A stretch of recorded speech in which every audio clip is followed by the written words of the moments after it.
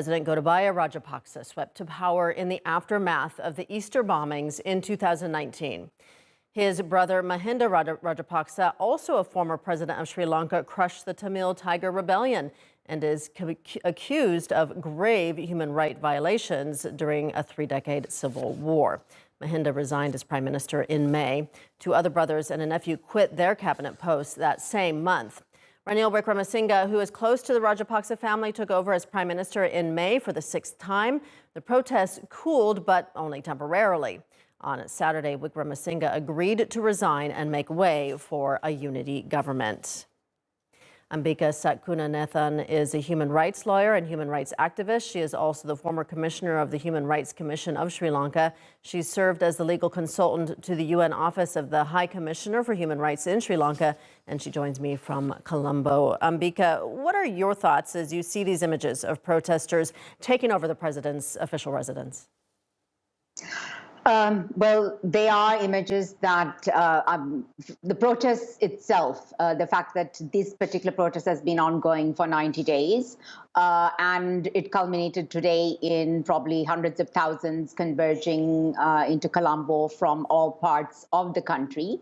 And the fact that they stormed the seat of power and the executive presidency is very powerful in Sri Lanka. The fact that they stormed the presidential secretariat, in that sense, taking back the power. But also that shows that the president and the prime minister did not listen to the calls of the people to their peaceful protest. And in the midst of unbearable economic hardship, in a way, pushed the people to the point where they stormed the presidential residence. In Sri Lanka, historically, this is not something that we have seen, because protests are usually organized by political parties or trade unions. In that sense, the hundreds of thousands of citizens protesting is something that is quite unique.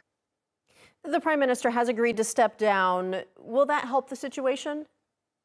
Well, the prime minister agreed to step down. Then he said he would not. He would step down only after the all-party government was established. Then again, he tweeted that he will step down. But then we saw a letter sent by the speaker, which seems to imply that, they want the prime minister to be appointed as interim president. So therefore, it is still quite unclear. But what the all-party conference, that is the opposition as well, they convened today. The decisions they took was for the president and prime minister to step down, for the speaker to become interim president,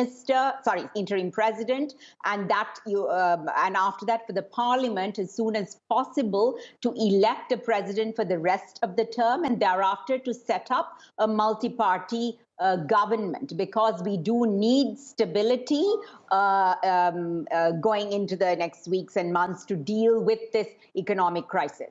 So stability certainly is critical. So if protesters do get what they want, with the prime minister resigning and President Rajapaksa resigning as well, what needs to change so that way the situation in Sri Lanka can improve?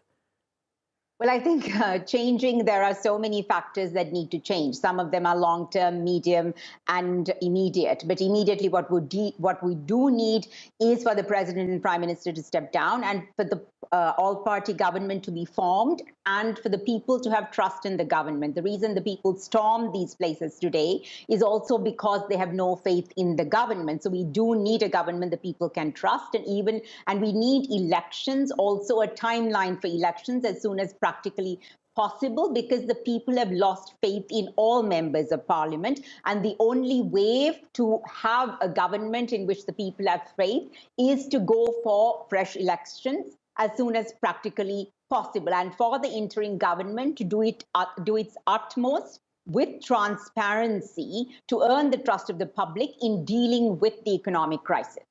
All right, Ambika Satkunanathan joining us from Colombo. Thank you.